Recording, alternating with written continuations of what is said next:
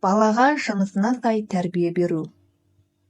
Жыныстық тәрбиені пайғамбарымыз саллаллаху алейхи уассалям бала туыла салысымен-ақ бастаған.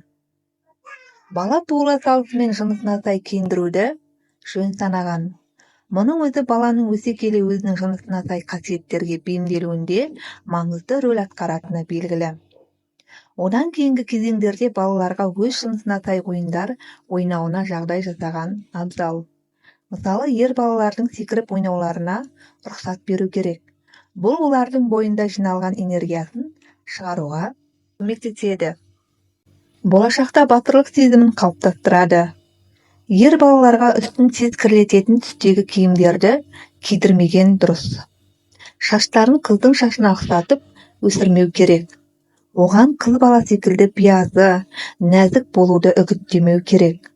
Ал қыз баланы ұлға ұқсатып киіндіру, оны айналасындағыларды ұрып соғатындай етіп төбелеске үйрету, қыз балаға тән қылықтарына теріс әсер етуі мүмкін. Сондықтан қыз бен ұл баланы өзіне сай әдеттерге дағдыландыру керек. Ал бала тәмиз жасына келгеннен бастап жыныстық тәрбиені жүйелі түрде қолға алу керек. 7-10 жас аралығындағы балалардың тәрбиесіне қатысты пайғамбарымыздың айтқан келесі өсиеті мынадай.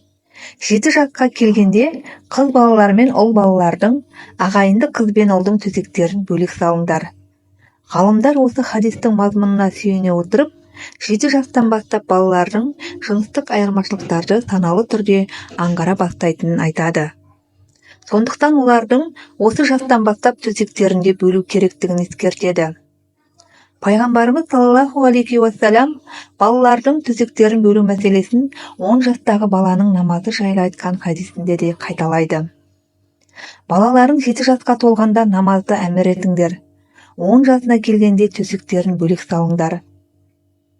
7 жастан бастап оларды бөлек төсекке жатқызуға дағдыландыра бастасақ, ал 10 жасында оларды бөлек жатқызу уәжіп болады.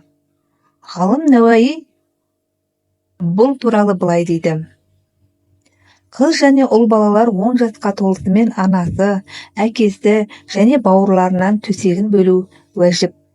Демек 7 жасынан бастап баланың жынысына қарай тәрбиеленуін ескеруіміз, ал 10 жасынан бастап тіпті мұны ата-ана үшін уәжіп дәрежесінде қабылдауымыз керек. Тіпті кейбір қыз балалардың 9 жасында балиғат жасына кіру мүмкіндігін ескеретін болсақ, яғни кейбір қыздарда 9 жасында етеккір келуі мүмкін.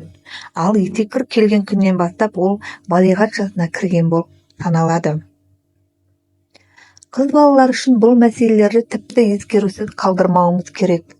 Етеккірдің ең ерте келетін жасы 9 жас болғанымен, жалпы алғанда қыз балаларда етеккір 11-13 жастарында келеді.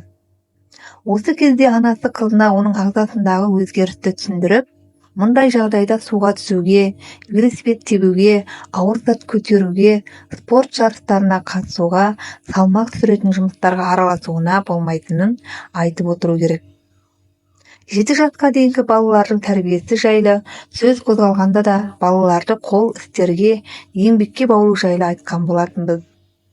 7 жасқа дейін балалар ойын баласы ретінде қаралады.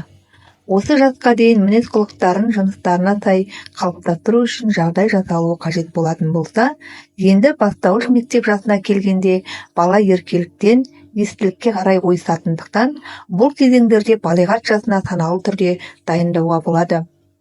Қойған сұрақтарына баланың түсінігіне сай жауап беру керек. Балиғат жасына жақындағанда қыз балаға анасы, ұл балаға әкесі осы жаста болатын физиологиялық өзгерістерді түсіндіргені абзал. Сонда бала өз бойынан бұл өзгерістерді көргенде балиғат жасына жеткенін ескереді және аңғарады. Әрі еңбек тәрбиесінде де осы жастарда қыз балаға анасы жол көрсетсе, ұл баланы әкесі еңбекке баулса, өздерінің жынысына сай мінез құлықпен өсері анық. Шеше көрген тон пішер, әке көрген оқ жонар, деп халқымыз да бекер айтпаса керек.